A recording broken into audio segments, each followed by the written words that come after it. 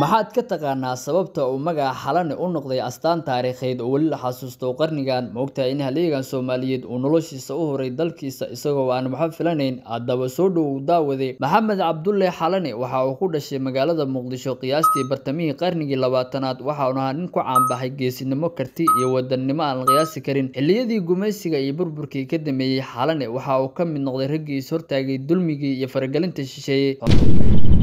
محمد عبد الله حلنا اللي جرنكا محو دنتي طبعا تي سياق شيء لكن انت عدو جحوك سوية شيء او رجي محو هاي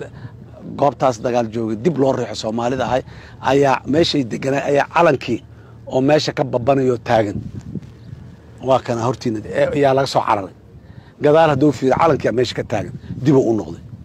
calankaasi cadawga inta aan ku noqday adeegista dadkiisa isagoo aan ka shaqeyn dana gaar ah waxa uu noqday mid kamid ah dadka reer Muqdisho iyo guud ahaan Soomaaliya ay ku faanaan magaca Xalane wuxuu aad uga dhex muuqday halgankii dadka Soomaaliyeed waxa la sheegaa inuu qayb weyn ka qaatay difaaca amniga isagoo mararka qaar u adeegay dawladihii ku meel gaarka ah balse had iyo jeer waxa uu ahaa mid ay dadweynuhu aaminsan yihiin saldhigga caanka ah ee Xalane oo ku yaala magaalada Muqdisho ayaa lagu magacaabay si loo xasuusto doorkii uu ka qaatay nabadeynta iyo Maxamed Cabdulle Xalane ma ahayn oo kaliya halyay balse waxa uu ahaa sumad Soomaaliyeed oo astaan u ah daacadnimo geesinimo iyo wadaniyad taariikhdiisuna waa mid ku xaran qalbiyada dadka jecel in Soomaaliya ay ahaato dal xasiloon oo horumar leh